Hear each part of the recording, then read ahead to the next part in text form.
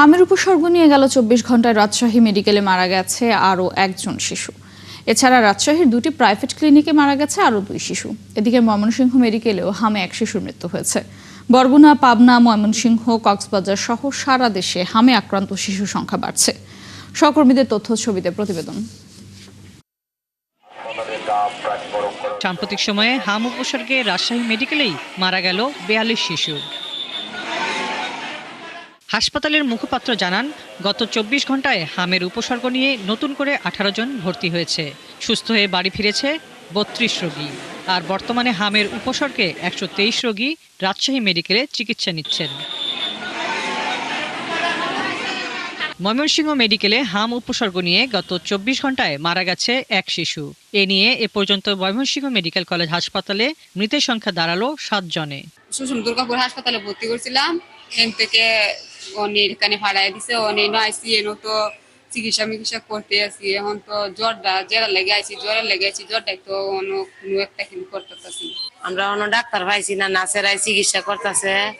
পরবর্তীতে ডাক্তার আইলে বুঝন যায় বুঝে আমরা বাচ্চার চিকিৎসা কেমন হয়। নেত্রকোনায় উদ্বেগজনক হারে বাড়ছে হামের সংক্রমণ। আক্রান্তের সংখ্যা বেড়ে দাঁড়িয়েছে ১৩৫ জনে। এর মধ্যে ৫২ জন বিভিন্ন হাসপাতালে চিকিৎসাধীন রয়েছে।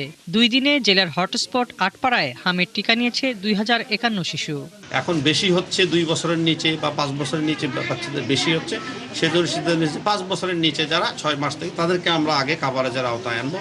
যশোরে হামের সংক্রমণ বেড়ে যাওয়ায় তৃতীয় দিনের মতো চলছে হাম রুবেলা টিকাদান কর্মসূচি। সদর উপজেলার ৪৫টি কেন্দ্রে একযোগে এই কার্যক্রম চলছে। বাচ্চা সুরক্ষার জন্য আমরা টিকা দিতে আসছি।